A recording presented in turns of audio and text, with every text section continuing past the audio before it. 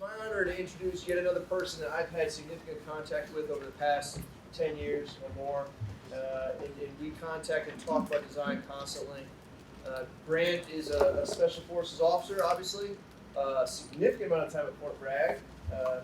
Funny stories there. Just finished a tour in Korea and now is back at SWIC. Grant, famously or maybe infamously, actually experimented with design in the Robin Sage portion of the Q course, and then wrote an article on it that was very controversial in Military Review called Designers of the Truth. And we use that article a lot actually here because it's soft specific. It's about doing design, actually applying it and seeing the repercussions of the organization. And there's a lot of fascinating stories of what happened during and after that article. So we're lucky to have him still standing here. But on that, Grant's been a great friend, a great partner, a great writing partner, and he's an incredible design thinker and practitioner and theorist. And take it away. Do I need to put this? Yes, you do. So usually they say the best to last, but I guess didn't figure if I went after lunch and put you all to sleep, that'd be better, I guess. So. But no, I was actually a little intimidated when Ben asked me to come down here because I thought initially, what would I have to offer these gentlemen from IBM that would be useful to them? I really didn't know. I didn't know if I would. IBM's a pretty impressive company. As a lot of my friends joke in the military, if you've been in the private sector, they expect results. I'm in the public sector, so these guys, they have to actually produce something. And what am I going to tell them? What have I done in the last 20 years? So I started thinking about why do I come down to the Joint Special Operations University? I've been down a lot. Why do I keep interacting with people like Chris Papero and Vince Robinson, who I don't even understand half the words they say anyway? And why do I keep getting involved in this topic called design? Because in my experience, that is actually a risk to your career. I've been in commands where I've been ordered to not say the word design. Currently at Army Special Operations Command, I would say they haven't really embraced design very much. In the Special Warfare Center, we don't teach it. If you hear design, it's usually operational design, and that's usually associated with campaign planning campaigns. So I kept thinking to myself over the last few weeks, why do I come back? Why do I engage in design? And while I was thinking about this, Ben relayed a conversation with me that he had with one of the IBM executives, and I guess the conversation went something like, well, we're very different. SOCOM is a nonprofit. You guys are all about making money. And he told me he was a little surprised with the pushback, the initial pushback that he got, that they were all about making money. And so Ben and I had a conversation about it. It made me think a lot about how organizations see themselves. And the more I thought about that, the more I thought about that, to me, is one of the reasons, if not the reason, that I keep coming back down here, why I keep talking to these guys, is that I'm pretty convinced that we struggle with understanding our own organization. Even understanding ourselves, but understanding our organization. That design is the only thing that I've been introduced to in the military where we actually try to talk about understanding ourselves, how we see the world, understanding our organization, how our organization sees the world. The only other place I've gotten that outside of the military is at North Carolina State University, where I'm studying public administration, where they do talk about different paradigms and the philosophy behind public administration, before getting really heavily into quantification, the quantity, the measurement of data, really, and algorithms and regression, multivariate regression. So even there, they struggle with breaking away from the traditional way of viewing things. But in the military, we really don't do it too much. And design is the only opportunity that I've found where I'm able to at least ask the question, how does my organization see the world? And the more I thought about that, the more I thought maybe that's where IBM and SOCOM actually share at least one commonality. And I was very curious to hear the presentation earlier from IBM on how they go about in their attempts to make money. How do we understand the environment? How do we understand ourselves? And I'd say, I just throw this out there, to me, that is probably the most important part of design. If not the most important, at least one of the most important ones. Because I think if you get that wrong, then everything else kind of follows, and you're more likely to blame something else for your failure than what you got wrong. So this is the question I was asking myself. Is it the same as IBM? Is it SOCOM, the Sublime? And I'll get to the Sublime in a second. But based off of that thinking, I thought, okay, well maybe I can share with IBM what I view as something that we do within SOCOM that IBM also might do. So I looked at IBM and I looked at the U.S. Army. I Googled, the first picture that comes up that's Watson, right? So I thought that was a pretty good symbol of IBM. And then, I had to put in U.S. Army cool to get that picture. That was a pretty good symbol of the Army. But I just spent a week up in D.C. at the Talent Management Task Force conference.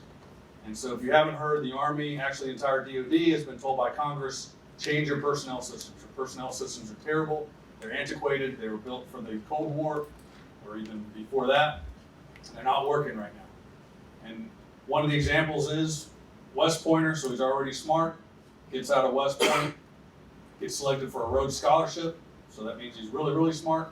And this is actually an actual person, that's why I'm saying he, but this person goes off to do the Rhodes Scholarship, and when he gets back, we have to kick him out of the Army because he's missed his timelines to get promoted. And the Secretary of the Army said this makes absolutely no sense. We have a system that is punishing people for being smart or doing hard things. So change, you guys need to change. So we spent about a week talking about how we're going to change. We had all the different bureaucrats get up and tell us why we couldn't change, but the leadership was there. The Secretary of the Army, the Vice Chief of Staff of the Army, the Department of the Army G1, the Personnel Chief, all got up and told us we need to change. Congress has told us to change, so we're going to change. So either get on board or get left behind. But I noticed a lot of the talking about the mid-level managers, a lot of the mid-level managers kept repeating this thing over and over and over. Hey, we can't forget that our purpose is to fight and win the nation's wars. They kept saying it over and over, and I've wondered if an organization has to say something over and over and over if it's really true. So we like to say we're all warriors, and we keep repeating that over and over and over. Maybe it's because we're not all warriors. But this idea that we fight and win the nation's wars, to me, a lot of people think that, well, that's the Army. And that's what the Army says about itself. And that sort of makes sense, right? You don't want to be about losing wars. And for, relatively speaking, I think we're pretty good at it. If you kind of ignore what happens after the war, we can go out and do pretty much anything explicit that we want. We can overthrow a country. We can defeat the nation's military force, and we've proven that. We can pretty much find and kill or capture anybody given enough time and resources, and that's pretty impressive. That's what General McChrystal was kind of known for, his decentralized, his flattened organization in Iraq, and they call it a kill chain, but just some really impressive results if you kind of ignore what happened afterwards. But and then some people would say that we are hyper-focused on winning battles and not necessarily wars. But regardless, I think that's a pretty good idea of what how the Army sees itself and what its purpose is. But I don't think it sufficiently captures what the Army does. It doesn't sufficiently capture, in my mind, everything about the Army, the Army's identity, why I get up in the morning and go to work. And so I was thinking maybe that's the same as the IBM conversation. Yes, IBM is about making money, but that doesn't sufficiently differentiate IBM from other companies. It doesn't sufficiently probably describe why they took on design. It might have been a part of it, but I don't think it probably explains sufficiently everything that IBM does. And going back to the Army, fighting and winning the nation's wars probably doesn't explain why somebody would put something like this on. So if you haven't seen that, if you haven't seen that picture, it caused quite a stir a few years ago. A bunch of soldiers had to put on these empathy, pregnant bellies suits so they could feel the same as somebody who was pregnant while they're working out.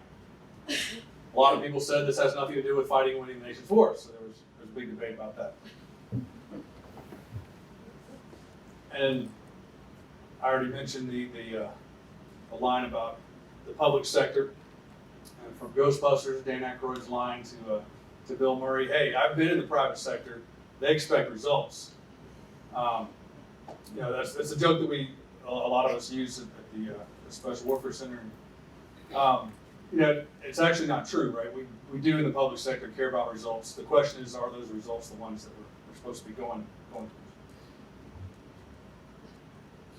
So I'd like to talk about the Sublime idea, the Sublime article that I wrote. And this is showing the joint concept for integrated campaigning, or one of the slides that's associated with the JKIC. So we love our acronyms, and I've been writing some of our acronyms down for our guests, but the joint concept for integrated campaigning is an idea that the joint staff had that revolved around the idea that we have this campaign tool that breaks war down into phases 1 through 5, and then if you want to add on phase 0 for what you're doing when you're not at war. And they were questioning whether this construct supports us today. And one of the examples was China builds some islands in the ocean. It's not war, they haven't declared war on anybody. We're not going to declare war on them, nobody's shooting, but that's sort of an act of aggression. What do we do? And so maybe this campaign planning construct that we have currently doesn't work, so we need to come up with something new. So I received a call from the SOCOM J7 a few weeks ago, or actually right before the holidays. I'm not even sure what the J7 does. I think they do force modernization. They don't exist anymore. Oh, they don't? I don't know where you got called from. Yeah, they've been JCTs and J3, and we're part of the J59 now, Doctrine Concepts. That's probably where you got a call from. They're working the Okay. stuff, So that makes sense that if they work concepts. Yeah. So they were talking to me about a pamphlet they were going to write for SOCOM to execute this new JKIC. And if you don't understand the way the military works, when we produce a pamphlet, so when the JKIC was produced, before it was produced, it was sent out for comment to all the commands. And all the commands commented on the concept, and then sent their comments in, and a lot of the comments are just kind of ignored. I know that because I sent a lot of comments on the JKIC. I thought it had some serious issues.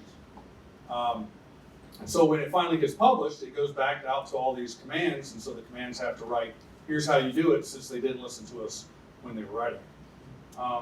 So SOCOM wanted to use an article that I wrote called the Sublime in the Small Wars Journal to shape how they are going to write soft forces, special operations forces, should employ this new concept. It's an interesting idea that we're missing something. We don't even know what to call it.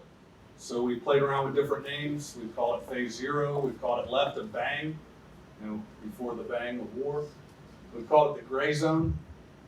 I might have want to read a pretty funny article. I think Adam Elkis wrote 50 Shades of Gray, Why the Gray Wars Concept Lacks Strategic Sense.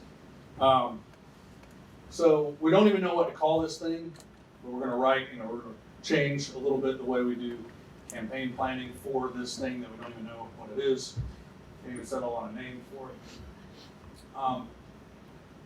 And so at the end of the day, I think SOCOM, one of the guys that was responsible for writing this how-to manual for SOCOM on the JKIC, he read my article about the Sublime, and I guess it resonated with him because in my article, the key point of the article was, if you're addressing anything that doesn't fit into something that you've already dealt with, if it's not a conventional, traditional type of activity, then maybe turning to using your old methods, specifically a scientific sort of approach, may not be the best way to go. And so I borrowed the term from a guy named Curtis White. If you haven't heard of Curtis White, he's I think a Midwest professor.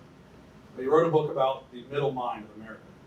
He's very critical of corporate America, very critical of the military, very critical of National Public Radio and their program Fresh Air. But it's good to read your critics. Some people might question why you should read Curtis White, but sometimes your critics are right. So I've read some of his books, and I think he does a very good job of explaining in his books how the Western societies have largely embraced what came out of the French Enlightenment, which was this idea that science, the scientific method, data analysis, is really the only way to knowledge and the truth. So if you can't measure it, it's not real. And he's really pushing back in his books on this idea that if we just get enough data, big data, we can predict everything that humans and society will do. And his answer back is there's this concept he calls it Sublime, and it's how you incorporate other things. If you want to say art, the aesthetic, beauty. He also refers to the soul, but he asserts that there's more to humans than just the language of man. And so I tried to take that argument into how the military views things such as the human domain. So the military looks at the human domain as something like the land domain or the sea domain. And so one of my favorite quotes is the Army, they've got the land. The Air Force has the air. The Navy has the sea. SOF has the human domain, because none of those other guys deal with humans. And I've heard that so much, it's kind of funny that we keep repeating it. Because I think there are humans in the Air Force and the Navy, and last I checked, even in the Army. Right. So that was my basic argument, that quantitative methods are not sufficient to understand. We had this discussion at lunch. Quantitative methods are not sufficient to understand everything there is to know about humans. And so how do we build this more of a qualitative, or at least balance it with a qualitative look at phenomena? And so I do think that would be something that we would share with IBM. I know on our side, we are very pressured to show some sort of metric to success in the short term. And I think they've taken it off their website, but on the Unclassified Central Command website, they used to have a page that counted up all of the things that had been destroyed in Syria to date. And so, they had buildings, trucks, high-value targets, insurgent leaders, that kind of thing. And then they put a line underneath all these things and totaled them up in aggregate as if that was a meaningful number. And they also, I think, on the same page had how much money we had spent there. So I guess you could divide those destroyed things into the number and get here's how much we're spending per target destroyed. But I thought that webpage really showed our penchant for the need to measure something tangible. And there was even argument between Sublime and SOCOM at one point about what we should be measuring, what we should be looking at.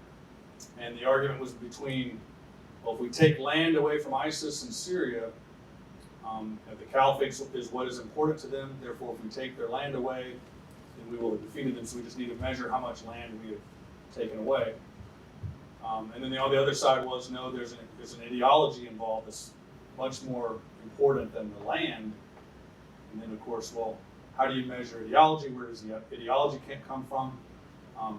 The second question is a political question, and then the first question is more of a qualitative question. You know, I kind of didn't hear that conversation go too much further after the politics and the qualitative piece was brought up. So the second thing I want to talk about, and the last thing I'll talk about, is an example of where I think, in my experience, we've tried to use some of those ideas of the Sublime and design into our training. So this depicts pictorially how the Special Forces course goes. So you start up at the top left with some light infantry training. And the four pictures depict the specialty training that we get. So our sergeants get medical. They go into one of four specialties: medical, communications, engineering, and weapons. The officers get instructed in planning. We get some survival training here, and then they go into this final phase that I'm going to talk about right now, and it's called Rob and Sage, where they link up with guys that look like this, that are role-playing guerrillas or insurgents. And they have to build rapport with these guys, get their trust, assess them, and train them, and then lead them on operations. If they're successful in doing that, they get the Green Beret, and they go on to the force. So if they're not successful, they don't get the Green Beret. So a lot of stress here. Don't give them a lot of food, don't give them a lot of sleep, and then they're under the gun to pass. They spend about a week to 2 weeks planning and preparing, and then they spend about 2 weeks in the middle of North Carolina. Roughly student teams of about 15, so 2 to 3 from each specialty are on this team. And if they can come together as a team and perform well, then things go well for them. All the land that we use out there is private property, so we have farmers that just out of the goodness of their heart allow us to train on their property. So we have the role players out in the woods in this private property, and then our students go in and link up with them and do operations in towns. And in the countryside, we have police that participate. It's an amazing scenario that we have. We even have people that have done this for generations. As some of the people that seen Pineland up close, but it's an actual country called Pineland, and they've got a flag, they've got an anthem, they've got an oath, and they've got money. We've even printed our own money, and some of the restaurants and some of the places will take that money. Of course, they get reimbursed later on. But you can, in the scenario, you can walk into a restaurant and buy a burger for some Don. The money is deal.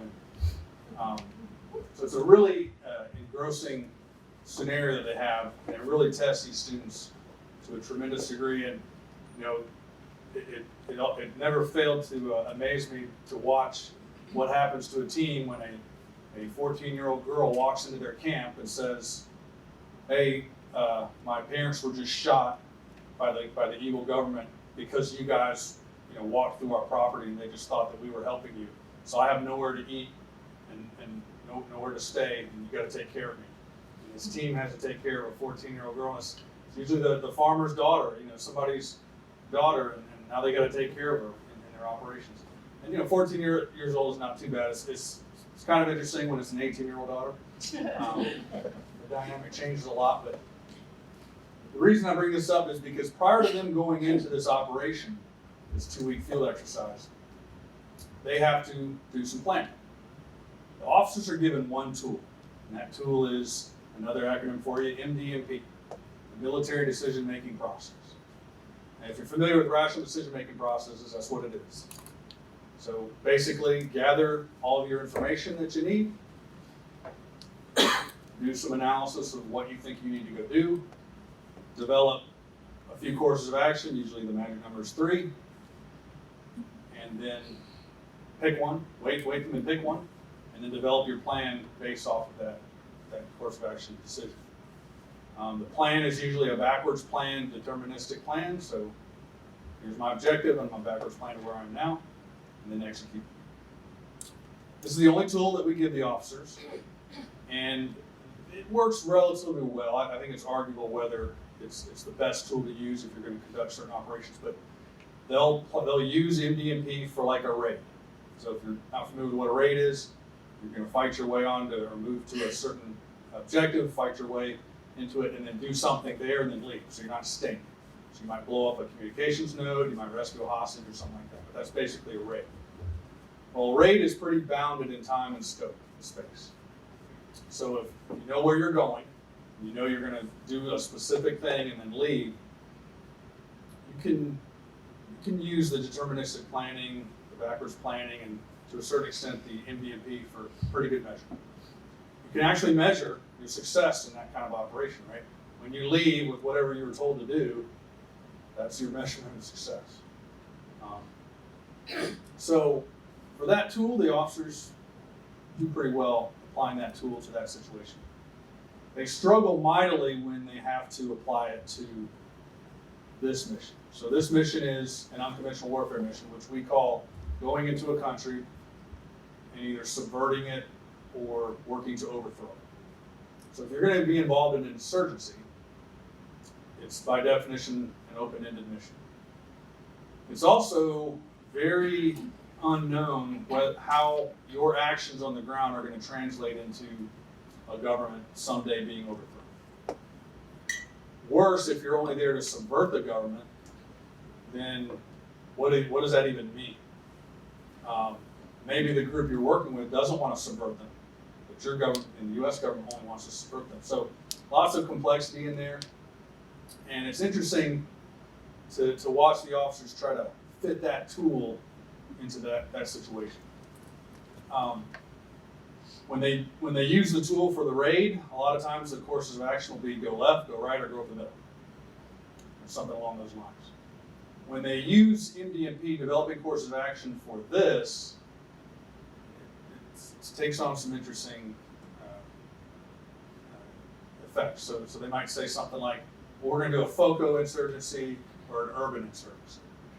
Well, the chances of that one small team actually changing the way that the entire insurgency is being run is probably zero. What they don't do a lot of is focus on their infiltration. So their infiltration is actually like a raid. I mean, they know when it's going to happen. They know pretty much where they're going to go, how long it's going to take. So using MDMP, or at least backwards deterministic planning, just for their infiltration is probably a good tool to use for that portion of the mission. And that's a very important part of the mission. A lot of things can go wrong. They usually infiltrate by either helicopter, or they parachute in, or they get flown in, or they take some kind of vehicle in. But if they get that wrong, if they get the infiltration wrong, then the whole mission's a bust. So planning for that and then rehearsing that is a very important part that a lot of the teams that are struggling to fit the MDMP into the whole mission, they kind of miss out on. So the teams that I've worked with over the past few years, and I continue to go out and serve as a guest commander. So all the teams will have to brief a guest commander prior to them going into the mission. And so the teams that I work with, I try to get them to think a little bit outside of that one tool that they've been given. One of the things that we talk a lot about is why they're there. What's the purpose of them going into this country, Pineland, to overthrow this government? And again, the teams that spend a lot of time on building 3 courses of action, usually a lot of PowerPoint, a lot of product focus, not a lot of thinking focus. They really rely heavily on what they've been told. Here's your mission. And their mission is usually a very generic, overthrow this government, work with these guerrillas to overthrow this government in order to restore the legitimate government of Pineland. A very lofty, sort of language, sounds rhetorical to me. And that's kind of what they repeat. So the teams I work with, I try to ask them, hey, why do you think you're going? what are the United States' interests in violence? What's going on right now in the U.S. political environment that might affect your mission? What are the current things that Congress and the President are churning about right now? What's going on in the overall world right now? And so I try to get them to talk about those sorts of things, because in special operations, I would argue it's even more important to understand all the backstory, the stuff that doesn't come down officially, that you need to be aware of, or you could cause an international incident, you could get people killed for no reason, you could have huge foreign policy implications to just something that you did because you were only relying on that official rhetoric, I guess, or the official position that's come down in your orders, that's missed all that nuance. And we talked a little bit about lunch. How would you do that? Well, one simple way that I've seen some teams do real well, some teams not so much, is stopping by the embassy and finding out, either you know somebody there or finding out somebody there that might know something about the current situation in the country, the current situation in the embassy, the current situation in Washington, D.C. State Department, very different organization than DOD. And maybe just taking that guy to lunch, or taking somebody to go get a beer and saying, hey, what's going on right now? That one little simple thing could be a huge difference to the mission. And if you don't know that stuff, I've seen teams get kicked out of the country because they didn't understand what was going on between personalities sometimes within the industry. So the final vignette I'll share with you is the vignette that I share with the students out there, which is taken from Black Hawk Down, the movie, and the book Black Hawk Down by Mark Bowden, and told the events in Mogadishu in the 90s that the movie depicts fairly well, probably the second half of the book. But I asked all the students, because everybody's seen the movie, and coming out to the Special Forces courses is one of the movies that almost all of them watch on their own. And I asked them, so why were we there? Why were we doing this operation? Well, it was to get Mohammed Fried ID'd, the warlord. Well, why were we doing that? Well, because he was getting in the way of the food getting to the people. There was a famine. The UN mission was there to help alleviate the effects of the famine. So ID'd was sabotaging these food shipments. So we needed to remove him because so the food could get to the people. So would removing ID'd have solved that? Would it killed or captured ID'd? Would that have fixed the food problem in Somalia? No, probably not. So why were we going after ID'd? And there's usually silence. They either didn't read very carefully the first half of Mark Bowden's book, or they forgot about it, or they didn't do some research. But a lot of people don't know the UN Secretary General at the time was Boutros Boutros-Ghali. Prior to being UN Secretary General, he was an Egyptian diplomat.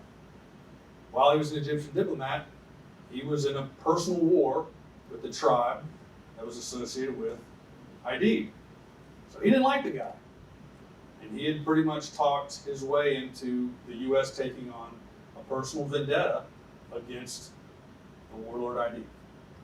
So the UN Secretary General didn't like him, and we were going after him for that reason.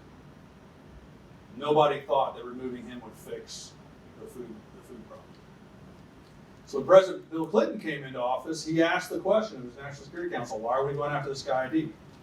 And the answer he got back was, it was a bad answer. Nobody could really tell him why. So he ordered his Secretary of State and his Secretary of Defense, we're out, stop, we're not going to chase this guy anymore. That was communicated very quickly to the ambassador through the Secretary of State. Les Aspin, the Secretary of Defense at the time, not a very good relationship between him and the military.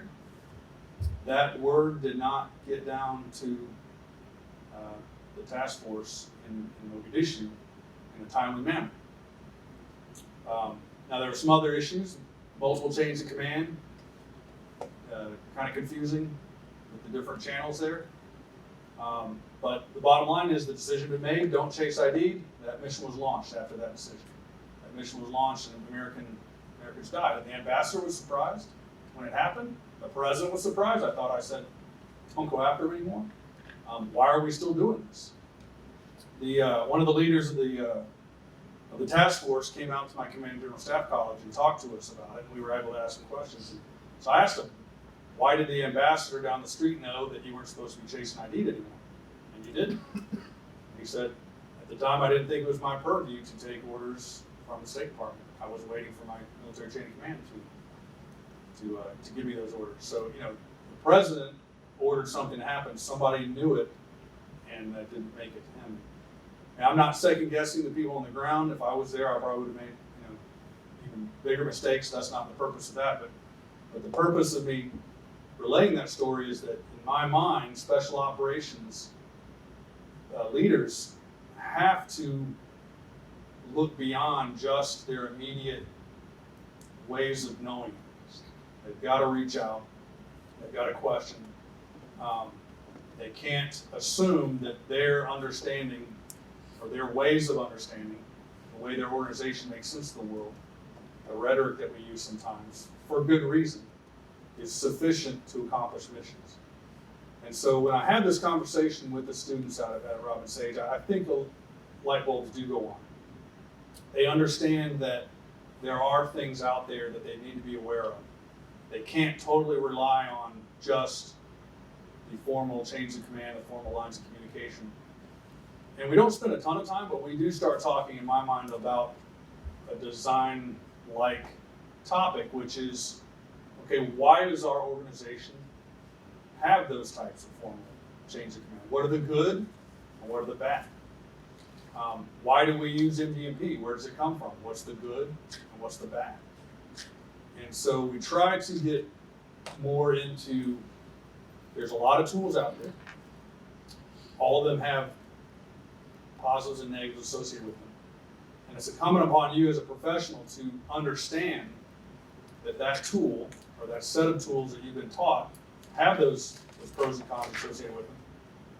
Understand their limitations, understand other tools that are out there that you can use. And then sometimes you might have to come up with your own tools if the situation is unique enough. And that you will do that. And I think that conversation starts to get into this notion that going back to the first topic, the Sublime, which is understanding, and I like that the answer back on how do you get past the word paradigm, I think the answer was frame. So, just asking the question, how does the U.S. Army or U.S. Special Operations Command frame things? And just having that conversation and then teasing out, okay, so here are the ways that we make sense of the world. Does that make sense to you? And asking them those questions. And usually the younger guys, we're talking about having the importance of having young blood, and usually the younger guys are very comfortable with questioning. They haven't been institutionalized yet. And so they do ask those questions. They do have a level of skepticism about the official line a lot of times. They are able to break away a little bit from that notion of here's how things run, don't question, just execute.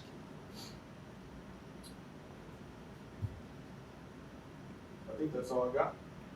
Open up to questions.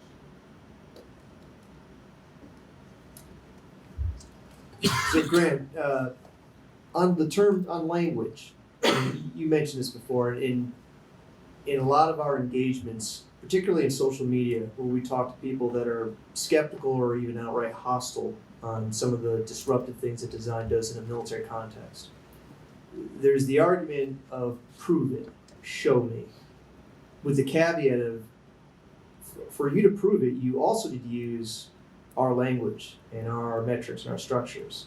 And so for me, the metaphor is, if you try to offer something other than football, you have to show them this thing that's different than football using football.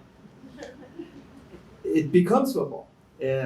So how do you get out of that paradox with language, particularly with the word design, which we all agree, at least on the military side, it's so problematic that it even causes people to be repulsed when they even hear the word raised. Now, I still struggle, and that's why I asked Chris in that earlier about, the word paradigm usually turns off about 50% of the people I'm talking to. when I first started talking to my dad's a retired colonel, and when I first started talking to him about design, and I was talking about multiple paradigms, he said, you know what we used to say about paradigms? It's 10 cents. 20 cents. I don't think he was a math major. How do you feel about automatic there? Yeah, I can't even say that. So, and that, I think that's also the idea behind the radicals. How do radicals change the organization? So, I guess, and then I'm struggling with that right now. So, in Army Special Operations Command, like I said, we don't really use design too much. We're not really teaching it in the Special Warfare Center. And so, part of it, you have to do it in a way, in a language that they understand. So using a frame, I think, is probably better than paradigm. The other thing, and I think I brought up with the radical conversation, the culture is everything. So if you can appeal to people's culture and mesh what you're trying to get across with things that they already value, and so with the Special Forces guys, if I want them to question MDMP, a lot of times I will tell them MDMP can be used for any mission that they're facing, and they'll immediately push back. I've never used MDMP in 20 years of my career, sir. So you throw it out as something that they're obviously gonna fight it, as opposed to me saying, MDMP is not that great of a tool. Then they're gonna fight you on that. So the natural tendency, I think, of most special operations guys that I've seen is to question the conventional wisdom. And so knowing the culture and their language and trying to fit it in. I did also like the IBM message of try. At the end of the day, you do have to try and show some results, right? You can't be locked into theoretical discussion or conjecture. And so this idea of early wins, I do think that the military design community has struggled with moving past the theoretical. And so I think there's a lot of work that should be done, hopefully in the next few years on how do we actually apply this stuff and then showing some early wins. And if we could do that, I think that would be huge. It would it's hard to argue with results. Now then we bump into the issue of a lot of the stuff that we do is just hard to know if you're making progress. I was talking to one of the guys from over at SOCOM earlier about how do we measure progress against violent extremist organizations. And we've been killing or capturing these guys for how many years now, and everybody pretty much agrees that it doesn't seem to have led to anything. So maybe we need to measure something different than we kill or capture. One of the things we talked about was perception. I don't know if this is true or not, but I kept hearing that the Pakistanis, when I was in Afghanistan, believed that all the traffic jams in Pakistan were created by the CIA. So at the end of the day, perception is a lot, and if not everything. So maybe we just need to measure perception. And maybe that's good enough. We don't need to get into all these inches of measuring with what has obviously not helped us in the past 10 or so years. So you said the big difference between the IBM and us is they're kind of all about making money, but we're really all about fighting and winning wars. I don't see there being a difference, because both of them equal success. If we fight and win wars, that's successful. If they make money, they're successful. If a football team wins a game, they're successful. You either win or you lose. You're successful or you're not. I don't think that design applies only if you're making money or only if you're trying to be successful in other ways. But I will tell you this, our MDMP process, what war has it won us lately? And where has it gotten us lately? Where are we at in Syria? Where are we at in Afghanistan? Where are we at in Iraq? Where are we at in Yemen? Where are we at in Africa and all the problems there? Where are we at in the Middle East Far East? Where are we at with China? Where are we at with the VEOs? Where are we at with North Korea? Where are we at with them? Somewhere along the line, I think there is a lot of room for some design. I think one of the things that we neglect to recognize is the human domain. We refer to the human domain, but the military does not recognize the human domain as an official domain. If they did, they would look at it very, very differently. They would start measuring things like perception. Perception is a human domain thing. It is not something you count on bodies or what have you, you know? But we keep getting away from it. And why did the services do it? Because they're afraid that like when cyber domain kicked off and space domain kicks off, it started bleeding money away from it because someone's going to take over and say, we need money to do this domain, right? So those are just some thoughts that came to me as you were talking. And I agree that so truth in lending, I actually was in the private sector. Before I came in the military, I worked for Sears, Tire America, R.G. Dickinson, FN Wolf. If you don't know those last two, think they're stock brokerage firms, pink sheets. You've seen Wolf of Wall Street, take all the cocaine out of those kind of line systems. But so, you know, I do know that, yeah, you're about making money, but there was a whole host of other things that you were doing, and if all you did, so I guess my analogy would be if all you're focused on is the quarterly results of making money or your yearly statement, then that to me is sort of like the battle. You know, the military looking at their battle or the war that they're facing or the campaign. And so if that's all you're looking at, then you're definitely probably headed in the wrong direction because there's all this other stuff. There's the after, you know, what happens afterwards.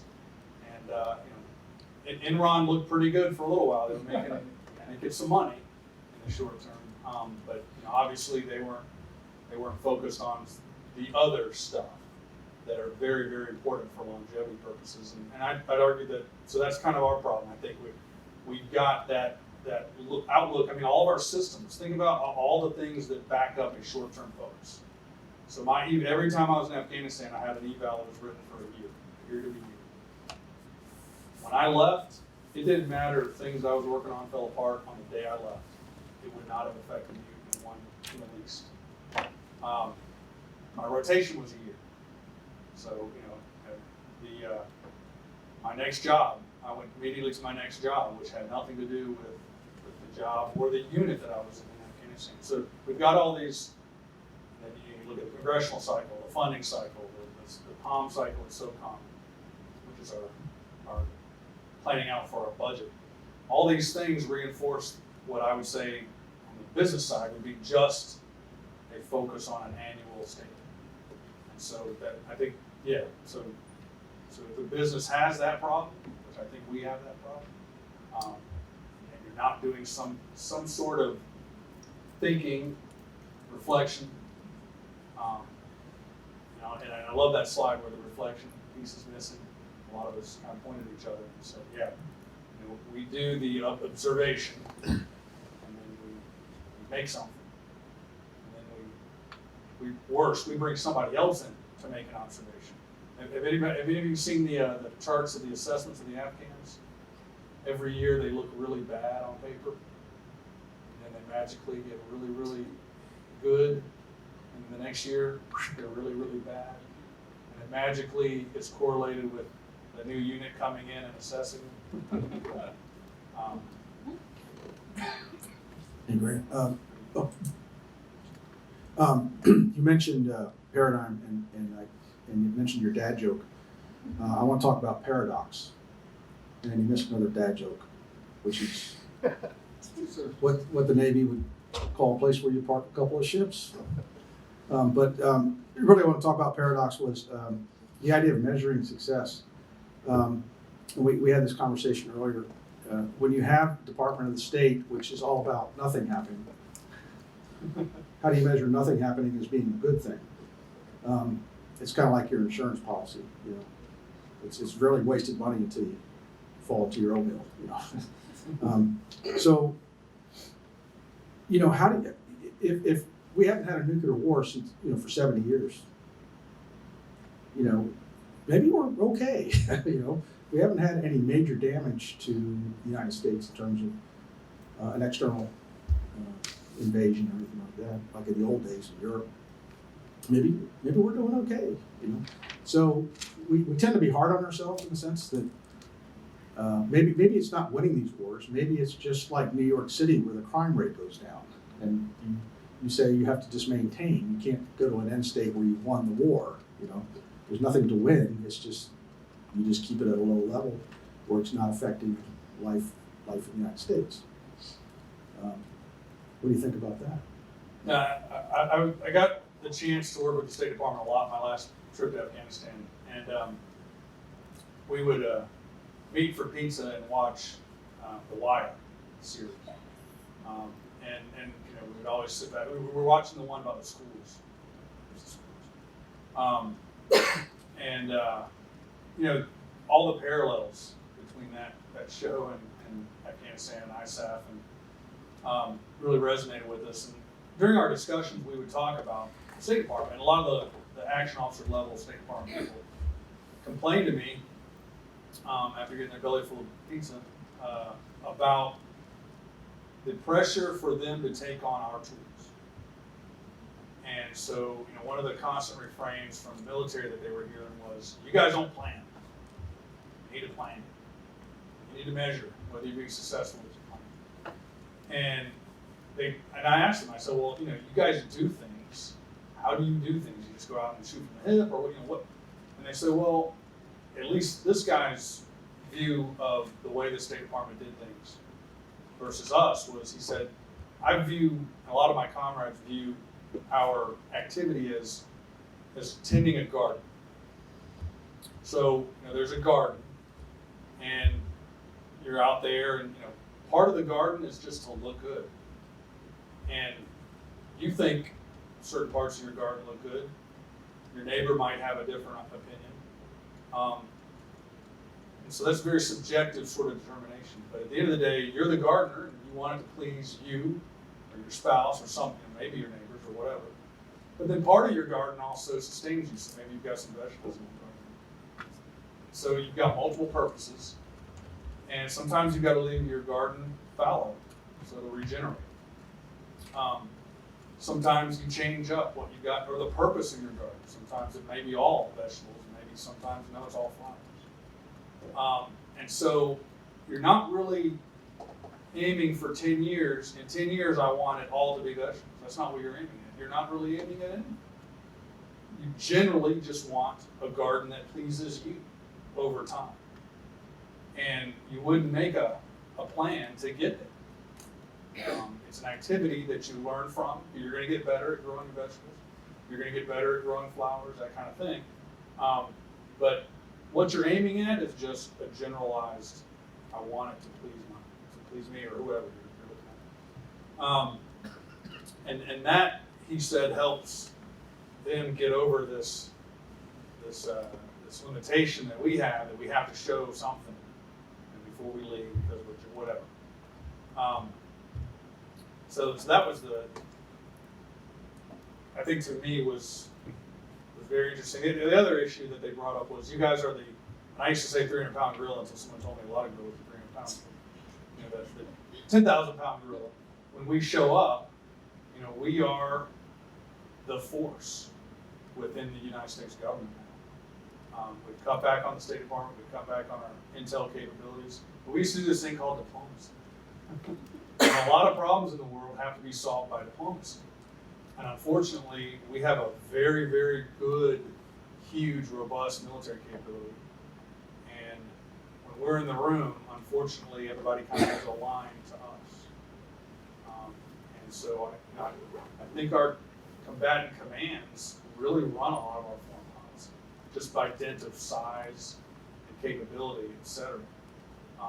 So if maybe the military can't change that because I think a lot of secretaries of defense have complained about that. The State Department's too small. They've come out of the lips of a lot of secretaries of defense lately.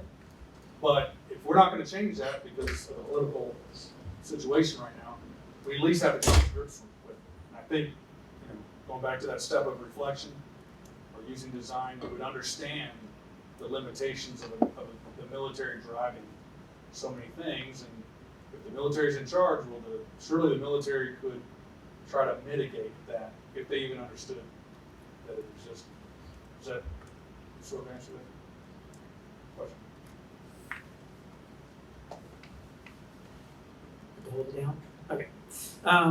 It's more observations than questions, and I'd love to get your take. I think that early on you kind of said when you're doing the data versus Sublime that there's more to humans than math, and I think that resonated with me because I keep coming back to the fact that humans are incredibly illogical creatures, and I don't know why organizations seem to build processes and structures around the fact that we are logical creatures, but we're not.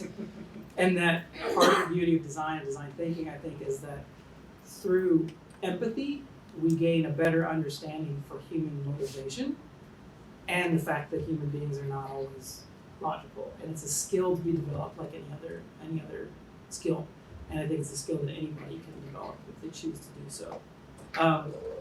And then thinking about or hearing about like motivations, like IBM about profit. I think we are, of course, care about profit. We're a for-profit business, but not many people I know or I work with are really at the company because of that. They could make a similar salary pretty much anywhere else or close. A lot of them came, or the ones I work with come for because of the mission. There's a clarity of purpose around being part of the design program that attract a lot of, especially the ones in college. Yeah, they are very much, and a lot of them were like, "You're the new movement to this change. This is a company with history, but it's it's its own little dinosaur, and it needs new breath and that sort of thing." And it's interesting how many of them are very much attracted to, myself included, to purpose, to a clarity of purpose that you feel like you have a meaningful, you can make a meaningful impact. And yes, we need to make money because that needs to pay our salaries just to keep doing our work. But I wanted to see what your thoughts are about that, in that we have company values and like 139, these things that have kind of carried on throughout, which I think are still part of our DNA, but maybe aren't always as obvious.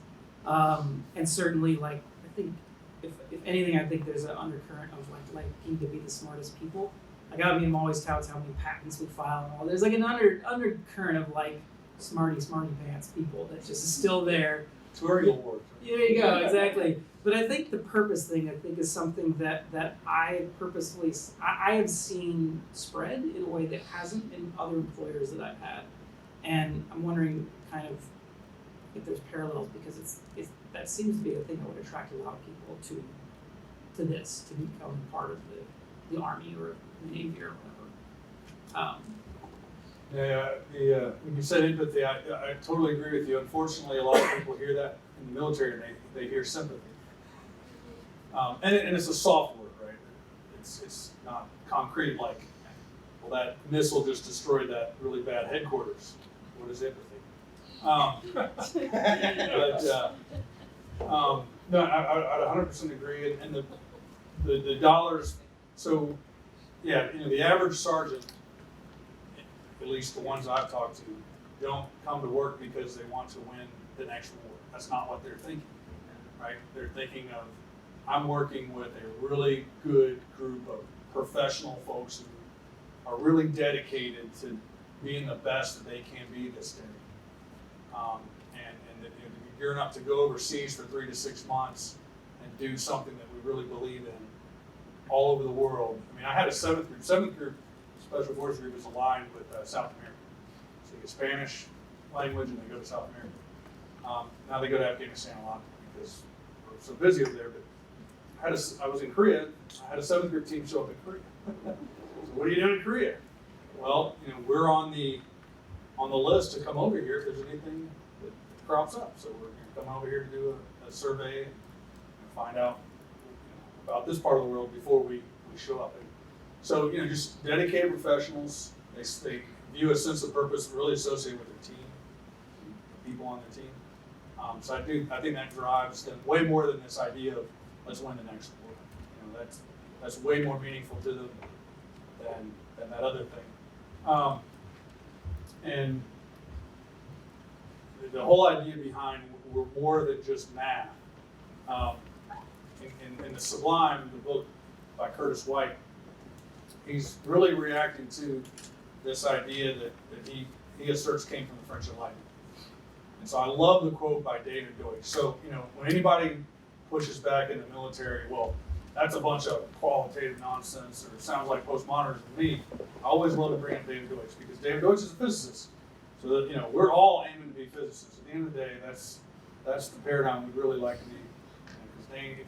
Because if you do an experiment as a physicist, you know what you got, right? As opposed to these crazy social scientists, they haven't helped solve any problem in the last 100 years or whatever. So David Deutsch, famous physicist, but also philosopher. So David Deutsch likes to say, the French Enlightenment was great. It was a great break away from authority coming from, or knowledge coming from the authority of the king or a religious leader, which is pretty much how things were run before the French Enlightenment comes along and says, no, observation and experience are authorities for knowledge. And he said it was great. Unfortunately, a really bad thing happened. We started believing it was true. This is actually not true. He says it set back quantum mechanics decades. Because if you know a little bit about quantum mechanics, which I know less about quantum mechanics than I do a lot of other things, but the observation itself at the quantum level affects your experiment. So that's pretty profound to me, coming from a physicist who is trying to get to objective truth and knowledge, saying that observation and experience, while important and good, is not sufficient for knowledge, for truth. And so, when I say that to a lot of people, some of them are a little bit more accepting of that idea, as opposed to if I had said, somebody like Hirsch said it, or some linguist or something like that, or even Curtis White, who they didn't know. Thanks, man. I'm excited to be here. I love talking about design ever since I learned it from Navi back in the day. And I've tried to put design into so many different places throughout my career. Failed miserably when I tried to make design something it wasn't. But the three areas that I had success in design, they all had something in common. It kind of sounds a little bit like the success you guys had. Is when we didn't try to use design to solve the problem. We used design to kind of understand the problem, going back to the original name for it, systemic operational design, all the factors that we could possibly understand that could affect, like you were talking about with the State Department. You could talk to them about why we're all tied into there. And all these led to a mindset, a common mindset, a common understanding, which then drove purpose, which then kind of got us along to the why we're doing it. The three areas I saw it work really well that are three really different areas. One was during the surge in Iraq in 2007. I got the opportunity to sit in when McChrystal, Odierno, General Lamb, the ambassador were all sitting down back in March, and they're saying, hey, we're not going to win. We're going to get kicked out of here in a couple of months. Not how do we solve this problem, but what is working out there, and what is the reality, and what is within the system. And they came up with McChrystal's squeeze box methodology of going after insurgents and eventually bringing in the Iraqis, to the free Iraqis, or the Iraqi, whatever it was called at the time. Yep. What's that? Sons of Iraq. Yeah, I think it was eventually became Sons of Iraq. The second time I saw it work, I was part of a planning team. And we tried at first to use design to, like MDMP or some other planning methodology, to try to solve the problem. It was just, when we tried to brief somebody with that, it was so foreign to them that they couldn't understand it. When we backed out of it, we tried to create that shared understanding of what the problem was. They immediately started seeing potentials within the system where they could say, we could do this, we could do that. And then the last one was in the Romania, right where I'm at now, is we try to transform an organization tied to Eastern European ways of thinking, constrained for all these years, and we had lots of ideas about what could be done. But when we reached that shared understanding about what was really able to do within their existing system, we created all these little true believers that could then go out and do the what or the how to do things. We never try to do those. So I think that's some way where we struggle in the military, is we try to use design as a planning methodology that gets from the why, which is perfect for, down to the how, or the what should we to do. And it's really not that good along the way, but it's fantastic for systemic understanding of the system. What do you think? I mean, is that? No, you reminded me of something that I try to tell everybody when I start talking design. So I have off and on talked to students at the Special Warfare Center about design. I'm currently involved with, so we've changed the Special Forces course. We change it almost every time a commander comes in, amazingly. But we're changing the Special Forces course, and we freed up about a week for the international officers. So we're trying to figure out what to do with them, and we're actually gonna teach them design and have them grapple with a topic that the CG would like a different perspective. So we'll see how it goes. But every time I try to engage folks about design, I try to lead with this idea that design will not solve complex problems. You can apply design all day long to drugs or poverty or whatever. I'm pretty confident. I'll bet all the money that I've got in the bank, you're still going to have that problem somehow, which goes to the nature of complex problems. So this idea of humility, which I think is huge just in general for practitioners of design, has to be kind of communicated up front, because I have heard people say and seen it written that design will solve complex problems. I think, well, then that's not a complex problem. But the idea of shared understanding, yeah, I think that's a huge thing that I've wrestled with over time. Can you build shared understanding? One of Chris Papperon's favorite words is appreciation. So understanding to some people sounds a little bit more finalized, and appreciation is more of a word that's tied to wisdom. Maybe the more you appreciate about a certain situation, the more you realize you're ignorant of it, as opposed to, if I understand it, well, then I can go do something about it. But so shared appreciation maybe, and that shared purpose. So I struggle with how do you get that, but because when you do have it, I've seen it, and it's very powerful. I think maybe small teams can have it. I question whether, I don't know, how much are we up to? 460,000 people in the military, and you guys have 300-something thousand. Can every one of that organization have shared anything? I mean, probably not. But when you have it on a team, whatever sufficient size team you need for a certain situation, it's beautiful. And I've seen it happen.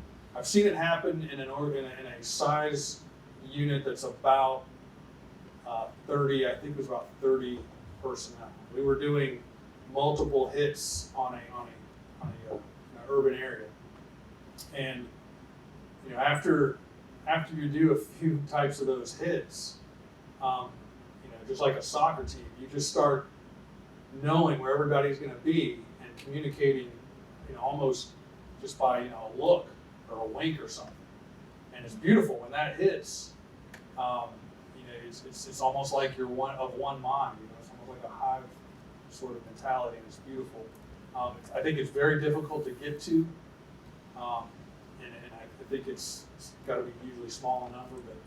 But maybe it's part of the Sublime thing. Maybe there's an art piece in there. I have seen really, really smart people together who can't get a shared anything because they've got their egos and personalities involved. Maybe that's the problem with the Dallas Cowboys. They did go to the clubs. Does that address that? Yeah, exactly. And I think you're exactly right about teams. You can't eat the whole elephant. But the elephant's made up of all these big parts. And even as we're trying to change an 80,000 man organization, it's really 5 people at a time. The Chad and his primary staff, or the SOCOM commander and his primary staff, or sergeant major and his primary NCOs. We get a small group together along this common thread of where everybody's headed based on the original design. They can do their own sub-framing, sub-design, and ties in. When you try to, just like a campaign plan, here's your 700-page campaign plan for the victory in Iraq. That's not going to work. No one's going to read that campaign plan. But if you give them, every guy, their small playbook on what their parts are. So yeah, I think you're absolutely right. It's a team of teams or sets versus the whole. And to go back to the IBM presentation, I really think that there's to me there's two, I guess, pieces of design. There's using design for a certain situation, maybe a product line or something that's very explicit, I guess. But then there's that element of the overall organization having to incorporate something in so that it makes those things meaningful, useful, so that the organization as a whole can improve. And it's interesting that you mentioned that. I think I got this right. That the top and the bottom were initially kind of on, and you're kind of squeezing that middle bureaucracy into submission. For us, I wonder if it was the exact opposite. So a lot of people were introduced to design as majors, and when I deployed to Afghanistan as a major with this new tool, I was told I couldn't even say the word because the general didn't like it. The colonels knew about it, and every colonel general I've run into, not every, but almost all of them don't like it. And then we'd have it introduced design to any of the folks at the bottom. So maybe they thought it would spread, and maybe it has spread since then. But I wonder if we went the opposite way of the other. Just some commentary, unless somebody else has spoken on it. Anybody else have? I was going to mention this idea of problems is a problem. The problem of problems. We problematize, right? And we think we can center our focus on a problem and then look at all the system that affects that problem. That might be a problem in itself, because when you talk about social groups or social societies in general, you assume you can get to a root cause, or this idea of root cause seems to be with our culture, that you can discover through understanding and study what the problem is. In fact, this is my fear in what happened with the course that we developed. We didn't concentrate on defining the problem, but every other course at Eisenhower School was about the first step is define the problem. And I'm not sure that's a good way to start, because you're assuming it's isolatable. You're assuming the other variables that you can find that impact that focus point, the focal point. Those who've read Russell Ackoff, I know you've read Russell Ackoff. He talks about messes. Messes are conglomerations of variables and problems that once you start intervening in that mess, you are now part of the mess. You're not something separate from it. And we always talk about the environment. You have to understand the environment as if it's separate outside our own bodies, our own organization. And I think that's a misconception that takes us down a frame of reference that is not very helpful. I noticed during the IBM presentation, I don't think I did see the word problem at all.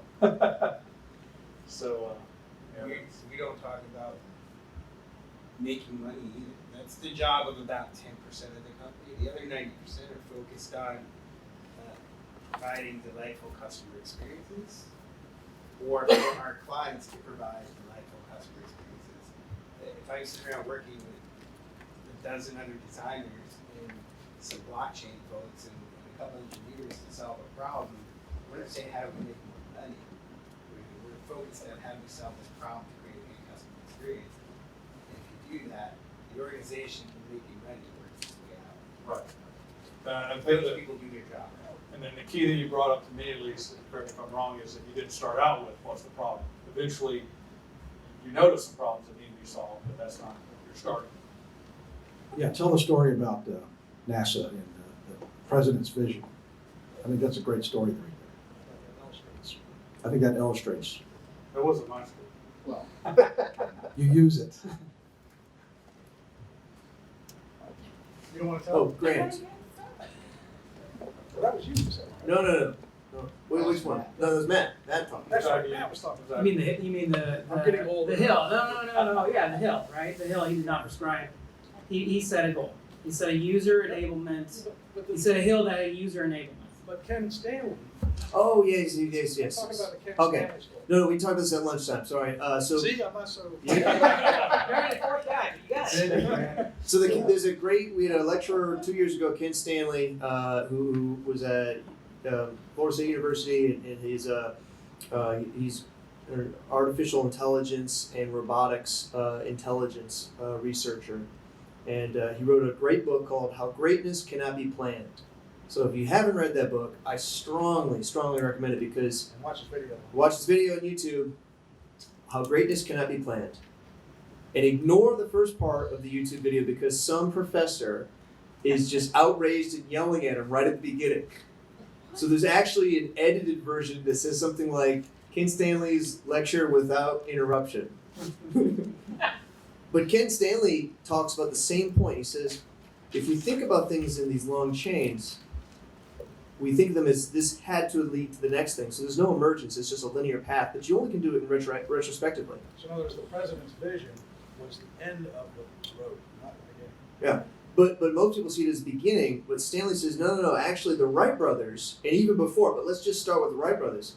Way back then, and Stanley puts this in his book, if the president, who was the president when the Wright brothers flew? I'm not a historian. Teddy Roosevelt?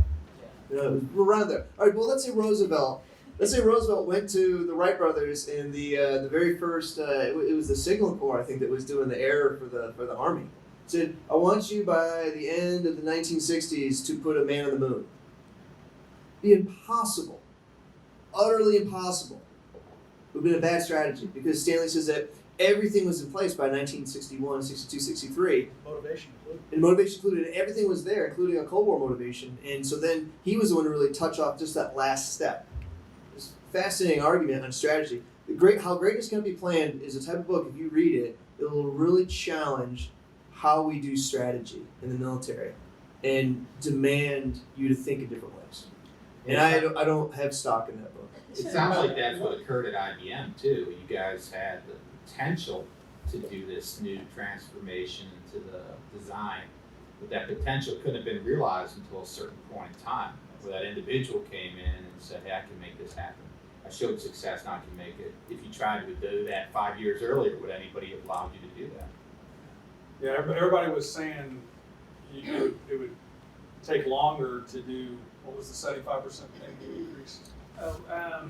Yeah, a common refrain we hear is that design thinking slows down development time. Right. And so maybe counterintuitively, at least to some, it actually got better under design. And that goes to Ken's book. I think it was UCF, wasn't he? Not Florida State. Oh yeah, I'm sorry, wrong university. Yes. So, Ken started out trying to figure out how to teach a robot to walk. And the program that they tried to do this with assumed the intuitive sort of idea that, well, the way you program it to walk is it's going to build on the successive steps. So if it takes a certain action that seems to logically that it would lead to walking, then you build off of that and eventually it will walk. And so they did, I think the robot took it, however many steps. But then I can't remember why exactly, but they did an algorithm that had the robot just do something new every time, instead of building on something that might look like it would lead to walking. And the robot learned to walk much quicker. I can't remember, just More effective. a lot faster, orders of magnitude by that algorithm of doing something different every time. And it doesn't seem intuitive. Yeah. On the NASA story, I think the other interesting aspect of the NASA story, which in a way goes with the IBM model, is the story of the janitor. What do you do here? I'm helping put people on the moon. So it filters down through every element, and there's buy-in. You know, it's not, hey, I'm just keeping the place clean for all these slugs that are walking through the muddy boots or whatever. You know, he's bought into what he's doing, that niche is helping get people on the moon. You know, everybody has an element in there, even though we may not measure whether or not the floors are clean, the bathrooms are clean, or anything else. It's those aspects that build on that. And we sometimes don't realize how quickly and how well that proliferates through the workforce. Particularly in this case, you got kids coming out of college that have in some ways already bought into it. When I worked in Future Concepts back in the late 90s, early 2000s here at SOCOM, it's how do you implement change in 20 years? You talk to the lieutenants, the ensigns, and the privates because they're the easiest and they're probably already doing it already. So in some cases, to get that change to take place, we start with these folks now and those select folks that fill through the rest of those ranks to buy in on those changes and use them to move it forward. So in 20 years, when those ensigns are now colonels and generals, they've already bought into it and they're using it. Or have an effect that they can use to bring them back and use it. That goes back to that shared purpose. I've got a civilian that works for me that she has said multiple times she exists to get people through the Q course and get them a Green Beret. I mean, that's a powerful thing that drives a lot of her behavior. She does a lot of things. She gives out her personal phone number to officers. Call me if you have any problems. I will, if I don't know the answer, I will figure it out. And so, you know, you have certain bureaucrats in any organization that will just come in and do what they're supposed to do and they won't get in trouble. But if you have these people that have these shared purposes, they will go over and above. And for the organization as a whole, what is it, the Pareto distribution, 20% of the people do 80% of the work? Yeah, so at IBM we had a point in time where time was right, so to say, to adopt this. I mean, 2012, there was a neat reason for that, and it forced us to a certain extent to adopt it and so on. Where are we on that point in the military? I mean, is this now the time to start adopting design? Is it too early?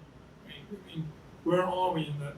Is this the time? Is the time right now to start talking about this, or will people still reject it out of the gate? So I thought the time was right when Shimon Nabe was at Leavenworth and the entire Army was talking about, hey, we missed something in Iraq. Something didn't jive with what we were thinking. We need something new to think about phenomenon, this thing that we call war or the after effects of war, something.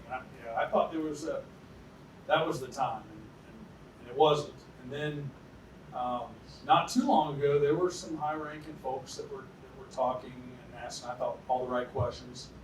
And then the Army went to multi-domain operations, which a lot of people, I think, rightly say is pretty much combined arms maneuver, and add cyber and space to it. Right? So that's a good question. I don't personally think that right now that the stars are aligned, but you know, maybe in retrospect, when it happens, I guess we'll look back in retrospect and go, it was. You know, I don't know. I've seen a lot of higher military ranking people say in the last year or two, things are different than I've ever seen. I've heard a lot of Congress people say the same thing. So maybe the time is right. But So at least when we reflect on it, things like the gray zones. I mean, conflicts are like difficult to grasp, get your hands around it, and things like that. So that's, let's say, the external factors.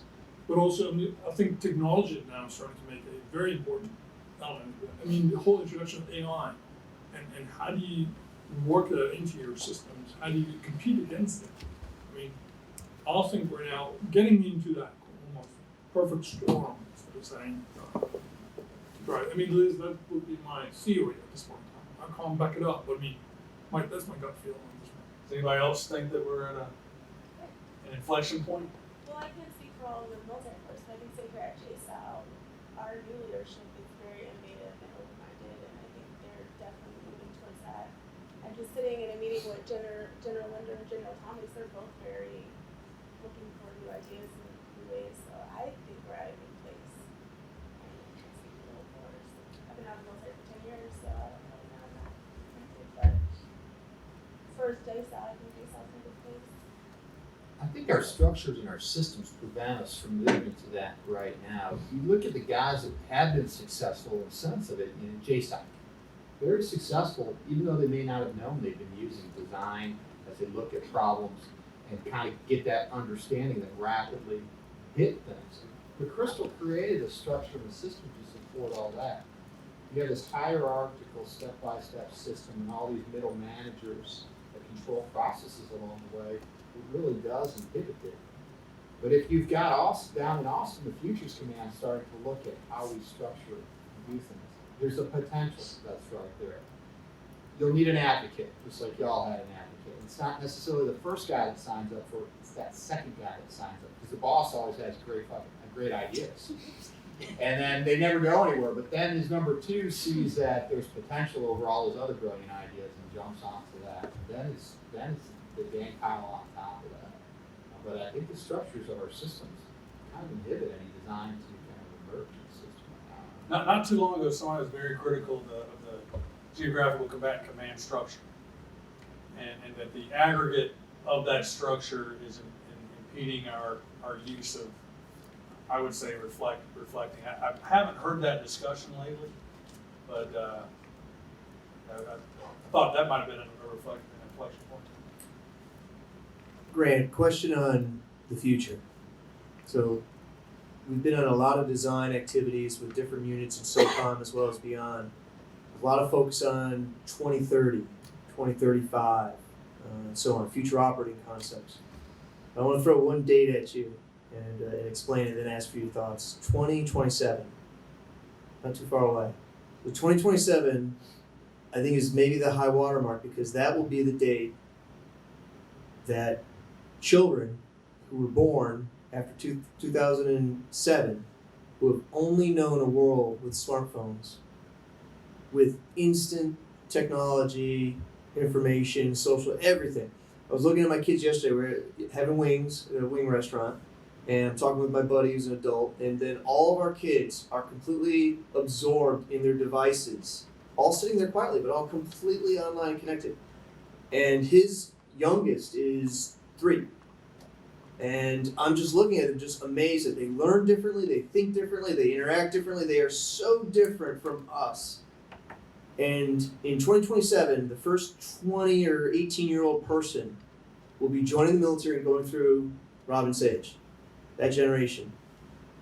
How can we not repeat the same things and fail? How will design potentially play a hand in how that generation approaches warfare in a way that maybe we can't even imagine? What are your thoughts on 2027? That's 9 years away. Yeah, it's pretty close. So 9 years ago was 2009.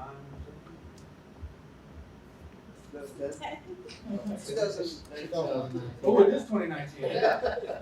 My watch is one of those lines got through the line watch. So the beginning of 2000. And so yeah, I was in Afghanistan. I just got in Afghanistan. So if you'd have told me then that we would have since then drawn down in Iraq, then had to go back in, then gone into Syria, having to deal with the fallout of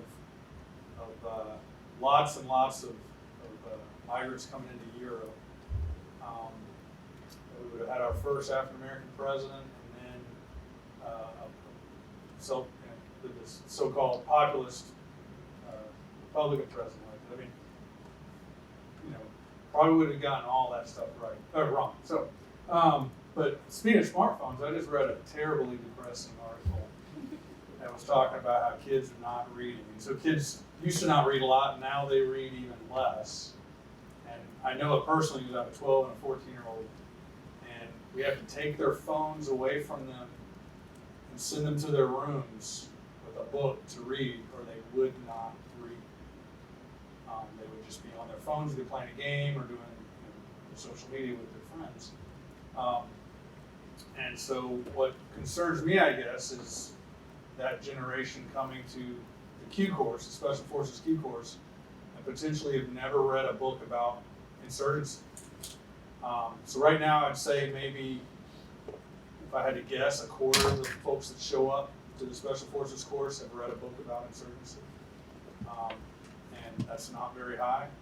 So we make them, read books on insurgency in the Q course. But what if every person showing up at the Q course never even read a book?